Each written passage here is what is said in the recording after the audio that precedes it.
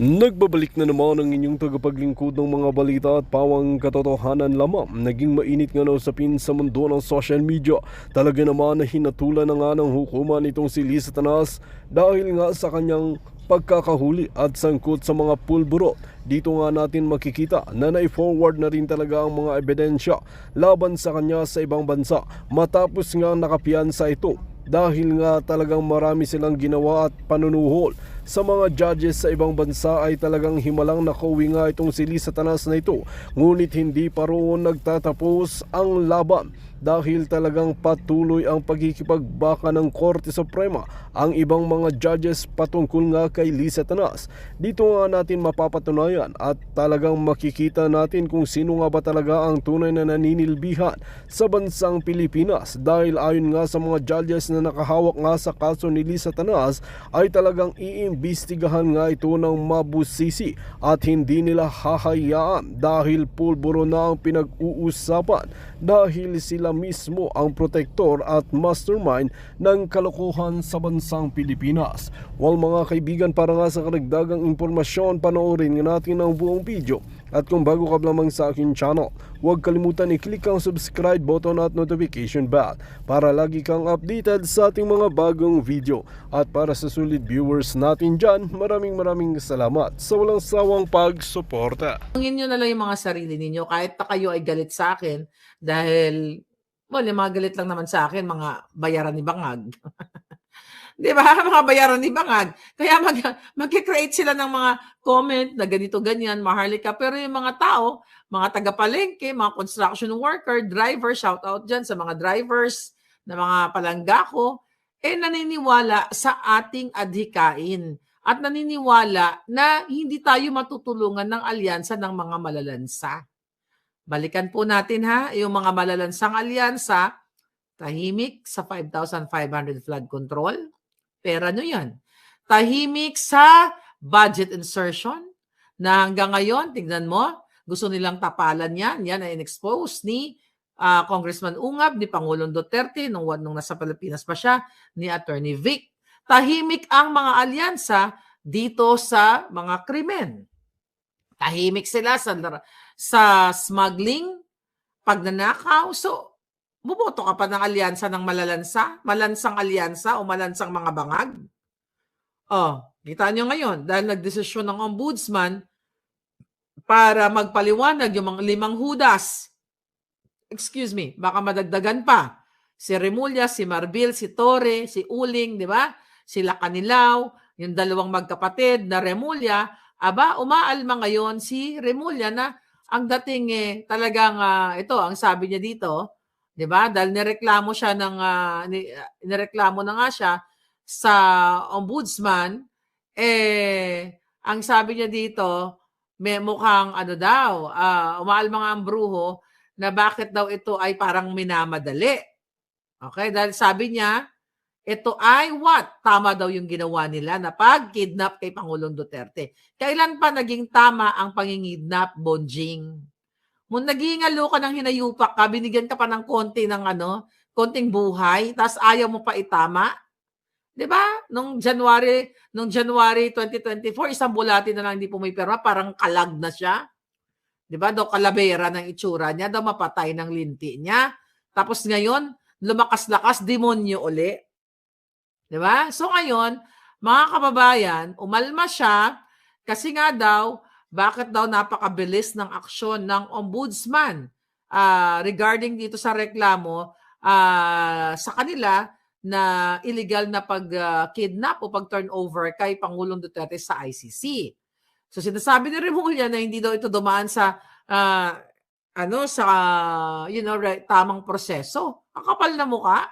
Ang kapal ng mukha ng mga buwaka ng inang ito na magsasabi na hindi dumaan sa tamang proseso, fact-finding investigation, pero si Pangulong Duterte hindi nila dinaan sa tamang proseso at sa tamang batas. Kita nyo Department of Injustice yan, sa Remulla. Secretary. Humihingi siya ngayon ng parang kino-question niya ang ombudsman na hindi daw ito dumaan sa fact-finding process ang pagbigay sa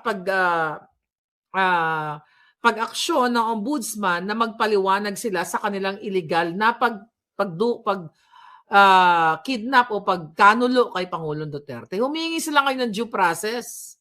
Si Pangulong Duterte ba binigyan niyo ng due process?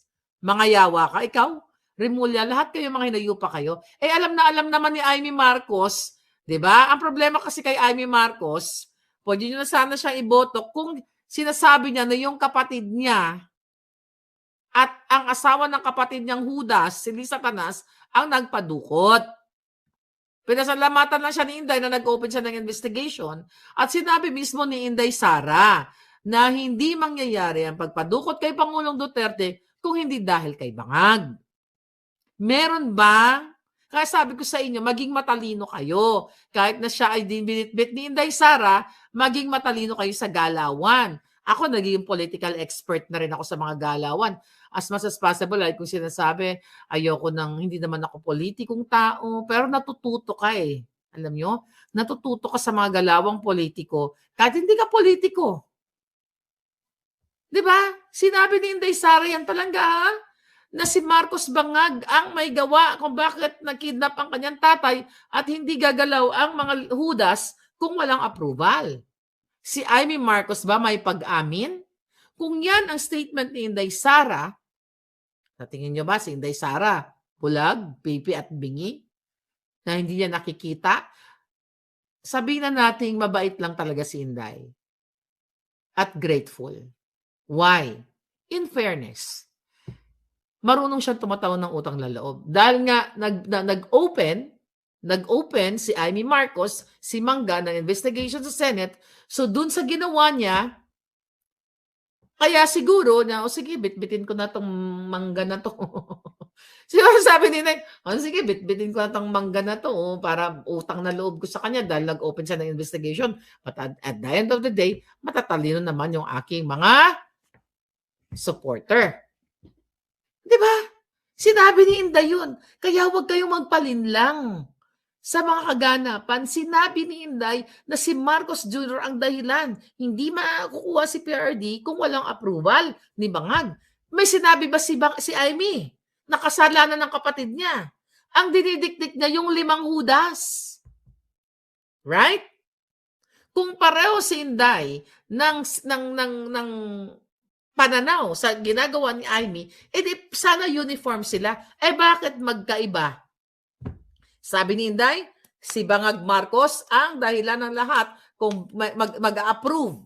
Okay? Ang nag-approve kung bakit nangyari yon. Si Amy Marcos, ang sinasabi niyang bida-bidahan doon during the Senate hearing, nasabi nga ni Miss Hanelet, ek-ek lang yan.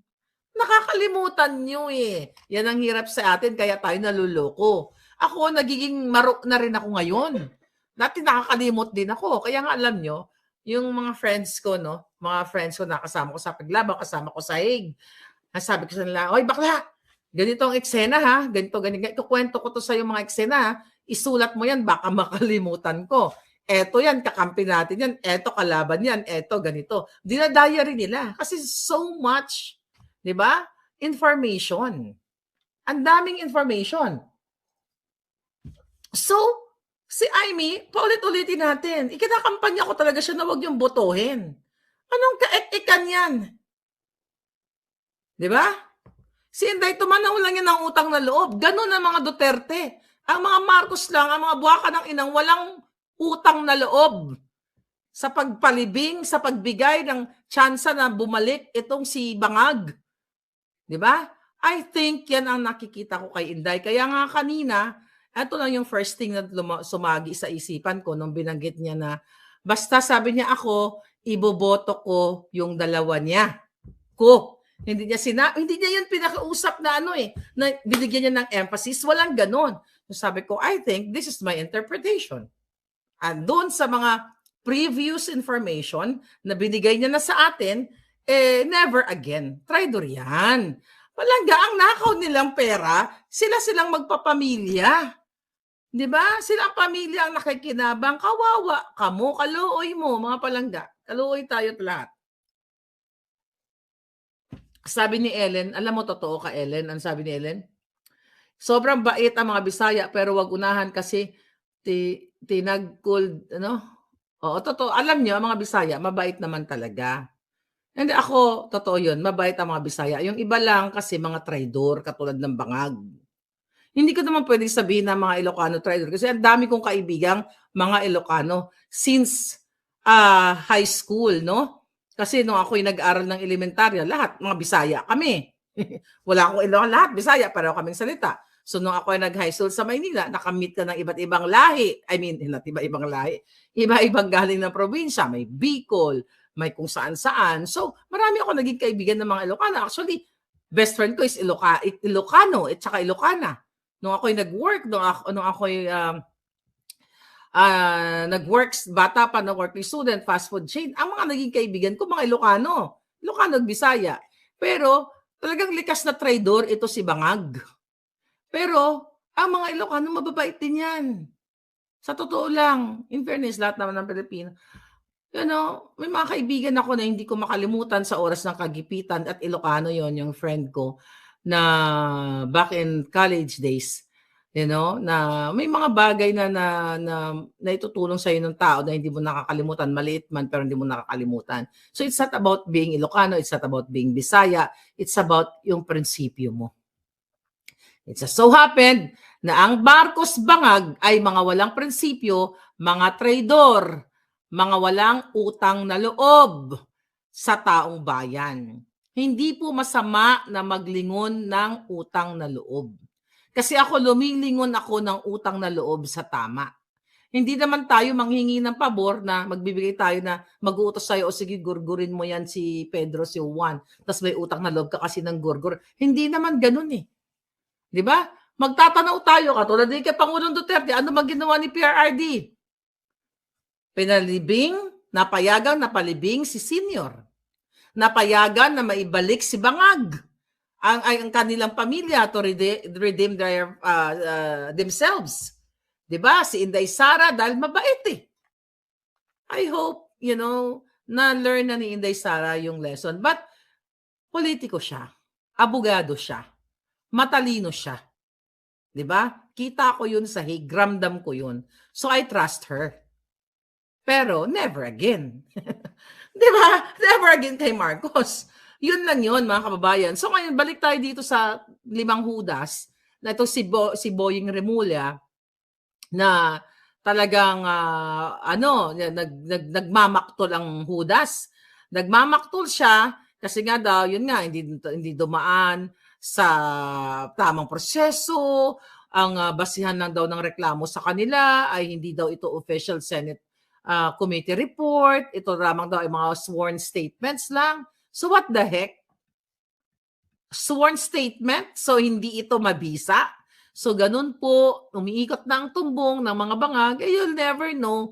Baka nga, pag ninakaw nila ang boto, pag sila ng gulo sa May 12, which is, I hope not, pero i-expect nyo, let's expect the worst. Pag ninakaw nila ang boto ninyo, dahil nakita na nga ni John Lee, di ba, inulat ni Atty. Glenjong, pinag-usapan namin, na nakakalibrate na po yung yung ipapanalo nila. So hindi natin mapigilan ang taong bayan, baka sila ay lumabas sa kalsada at mag-speak up at hindi nila papayagan. At baka magkaroon tayo ng presidente na bago. Kung yan ay ipipilit nila yung calibrated na winners na mga malansang mga bangag. Hindi po totoo yung mga survey na yan. Dahil ang nakikita ninyo, if you talk about sa social media, dahil ang labanan ngayon nasa social media. Ang pagmamahal, lahat naman ngayon iniere. Ultimo ang pagpunta mo sa inodoro, binibidyo ng mga tao. Pagkain, dahil ang daming nagmumukbang, pagbiga-biga, lahat na lang. Pagmumotor, lahat na lang ng kaletsyan sa buhay o yung mga ginagawa natin everyday ng buhay natin ay naka-social media. So ibig sabihin, makikita mo, magi-gauge mo na ang mga tao ay aware na ang mga bangag ay malalansa at ang kandidato ni Pangulong Duterte ay para sa Pilipino. Ako, kahit kailanman, hindi ko ikakahiya na pag tinanong ako, ikaw, You know? So, ikaw, Maharlika, suportado ka ba? Duterte ka ba o maka-Pilipino? I have to be proud. Jutang Jinina, yes, I am pro-Duterte. I am pro-Filipino. Why? Kasi ang ginagawa ng mga Duterte is aligned for the Filipino people. Kaya ako naging pro-Duterte. Sa tingin mo ba kung ang ginagawa nila maalansang mga bangag, susuportahan natin? Katulad na lang ng pagsuporta ko sa mga bangag. Akala ko sa pagbangon sila ng Pilipinas, progresibong bukas. Yun yung kanyang pang-campaign jingle. Yung pala, progresibong mga smuggler lang. Para sa pagprogreso ng smuggler, hoarder, ng mga pulboronic, lahat na. So, nung nakita ko yun, bakit ko hahayaan na maging part ako ng mga malalansang pulboronic na mga ngetpang makyoho? It's the same thing with Sir Francis Fontillas, si patrolman na hindi niya pinayagan yung sarili niya na maging part ng PNP sa panahon ngayon na mga nagsisilbi sa isang addictus benedictus. Kaya nga, Sir Patrolman, mabuhay ka. At least hindi mo pinayagan ang iyong sarili na maging kabahagi ng bulok na PNP. Nakita nyo, ang ginagawa nila pang tatarget sa vloggers, alam nyo na yan. Pero syempre kailangan i-remind kayo, pagtatarget sa mga naninindigan. Kaya mahal ang makikipaglaban sa katotohanan. Maniwala kayo sa akin. Mahal ang pakikipaglaban sa katotohanan dahil nung ako ay sumuporta sa mga bangag, ulit-ulitin ko, may pisong duling, wala silang binigay sa akin at wala rin akong hiningi sa kanila. Dahil naniniwala ako na akala ko nung panahon na yon ay para sila sa pagbangon muli at progresibong bukas. Pero nung nakita ko na mga judgment pala, hindi po ako nagdalawang isip na boljakin ang mga hudas. So it's the same thing dito sa kay Pangulong Duterte. Although ang Pangulong Duterte, alam nyo yan, sinuportahan ko talaga yan. Yung mga nakasama ko dito sa California, kami, 2015, kami po, isa ako sa unang nangampanya kay PRD. So, nung kinampanya ko siya, yung mga naging appointed niya, binolja ko rin. Why? Kasi we are for Filipino people. Not only for pangalang Duterte o Marcos. Sinabi rin ni Inday Sara yan eh. Di ba? Pero dahil sa nakikita natin, ang Pangulong Duterte, hindi man nagnakaw. Kita mo? Kung nagnakaw yan, di sana may mga sariling helicopter na yan. Abogado yan eh. Madali lang nila tagniin na ganito, ganyan. Business ganito, ganyan, ganyan. Walang ninakaw yung tatay digong nyo. Tignan yung bahay niya. Nanatili siya kasi sanay siya sa simpleng buhay. Sa simpleng ganun lang ang kanyang, maayos ang kanyang pamilya, maayos ang, may mga kanya-kanyang negosyo, yung kanyang mga anak. Diba? Recently, diba, kinu-question nila ito si Kitty dahil si Kitty ay kung mga mamahaling mga purses and everything. My God! Ilan ang million ng followers niyan? Tapos endorser pa. Ang nanay niyan. Hindi man basta-basta ang nanay niyan. Yan ang real New Yorker. Hindi si Lili Satanas. Diba? Magkano lang yan kung ako nga na hindi naman ako Duterte, kaya ko rin bumili. Pero, you know, actually, hindi ko pala kaya. Yabang lang pala yung palaga. Hindi ko pala kaya kasing mahal. Diba? Hindi ko pala kaya palangga. So anyway, pero alam nyo, mabali ako kay Inday Sara. Ay, hindi, Kitty muna. Kasi, she's young. Yun lang yun. And she's capable. She's able. So, anong problema ninyo? Si Inday Sara, napakasimple. Simple. Katali lang buhok. Ako pa nga yung epal doon. Yung nakita nyo ba doon? Yung sa daig. Ako pa yung imotera, di ba? Oo. Well, you know naman, gano'n naman din talaga ako. Talagang formado lang talagang lola mo. Si Inday, nakita ko, nakapuyos ang buhok. Paano kasi naman effortless ang beauty ng lola nyo? Nakapuyos lang ang buhok.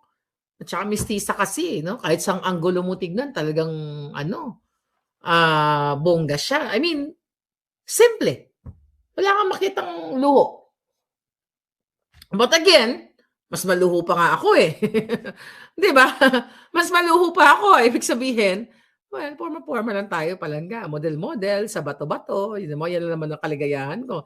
Eh si Inday, ang kaligayahan ni Inday, mga asar ng mga kalaban, di ba? Pareho lang kami. Eh sabi nga ni Polong, ayun, si Inday, siging pang-away sa mga kalaban. Which is maganda yung personality. Ano daw? Sabi ni Juby Deloy, nasa US na raw si Satanas. Hayaan mo palangga, gagawan ko ng paraan kung paano natin ma-verify yan, ha? Hindi pa natin na-verify yan, ha?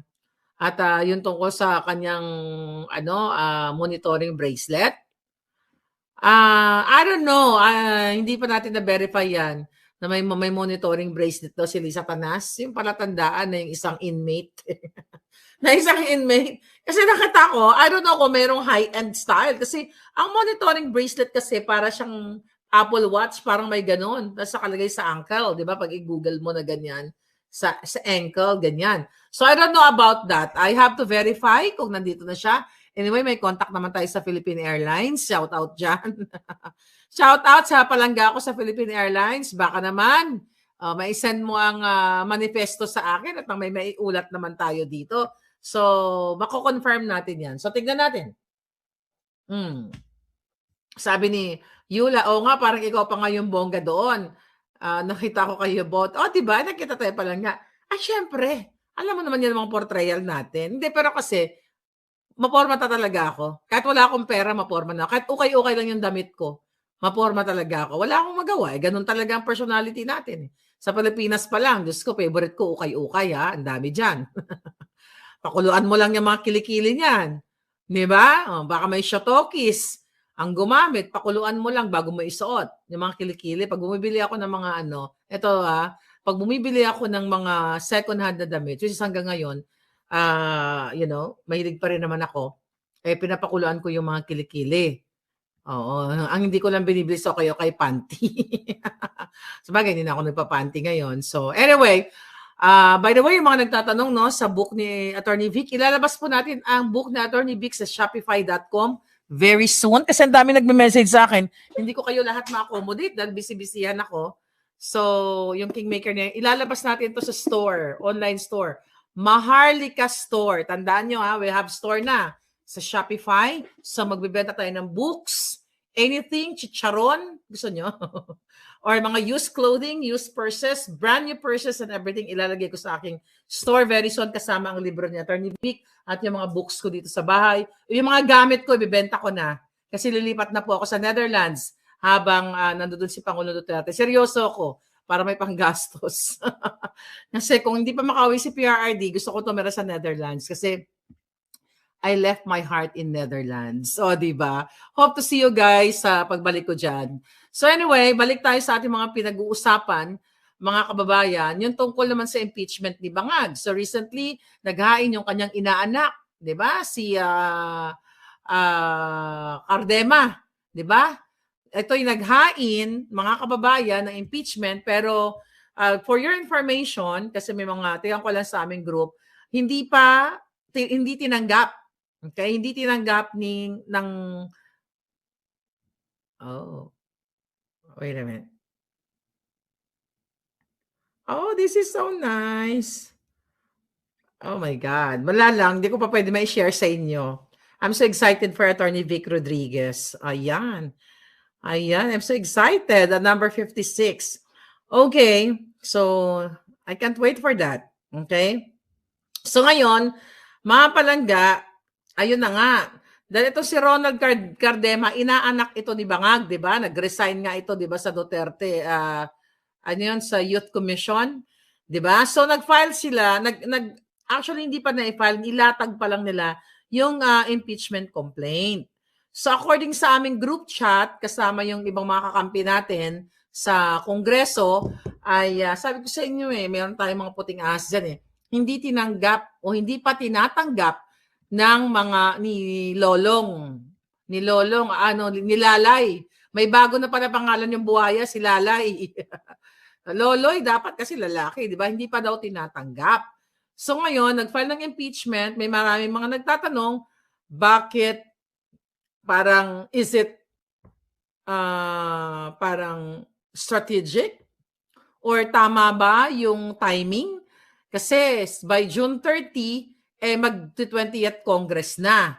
So parang mag-change of, change of mga House Representative members. So, pero ako, alam ko, pinag-aralan naman ito bago ito i-file yung impeachment. Kasi nga, isang beses ka lang pwede mag-file ng impeachment sa isang taon ayon sa batas natin. Batas dyan sa Pilipinas. So ngayon mga palangga, so dahil nga siya ay naghain na, inihanda na nila yung kanilang reklamo, tignan natin kung tatanggapin nitong House Speaker na si Loloy. Okay, Lalay. Lalay na lang.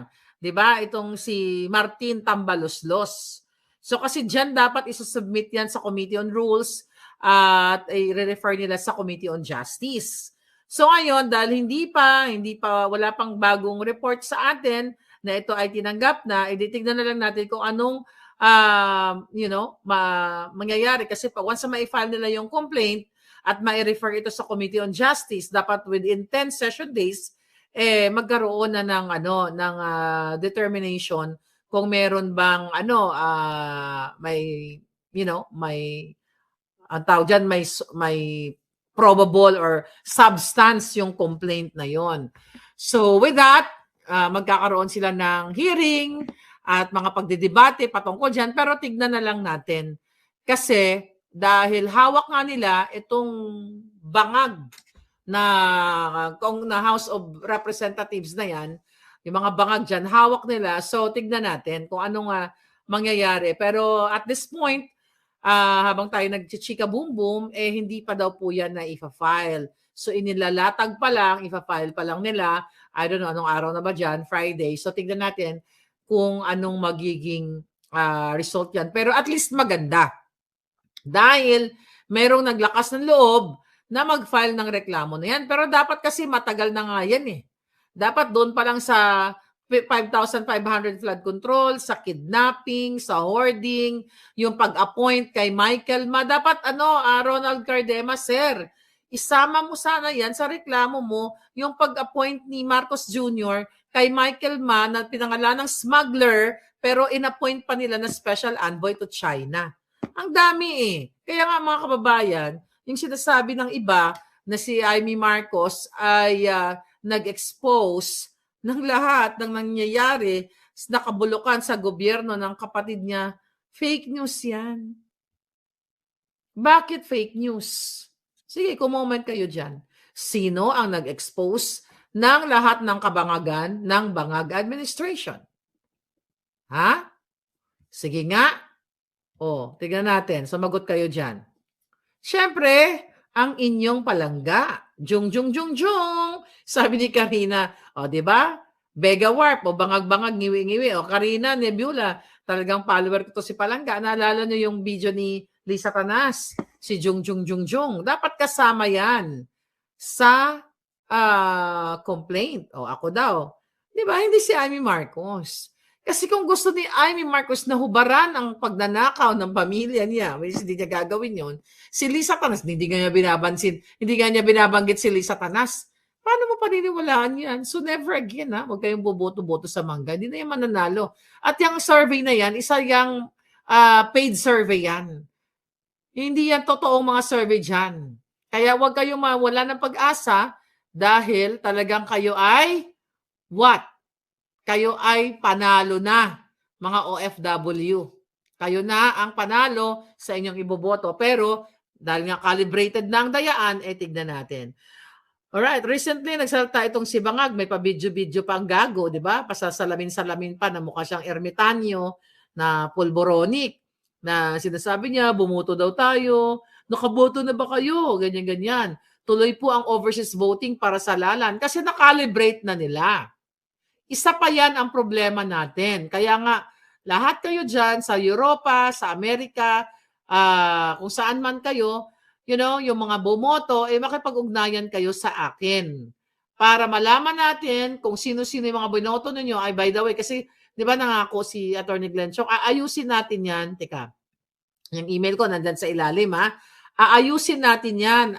Let's say kung ikaw nasa LA, sabi mo, Marlica, bumoto ako. Lahat ng bumoto sa LA, mag-email dyan. I-send nyo yung inyong mga, trabaho na naman ito. Kailangan ko ng tulong. Basta mag-email lang kayo dyan kung sino yung mga binoto nyo, since may mga organization naman kayo, para malaman natin. Let's say sa Netherlands, dito sa, sa, what do you call it?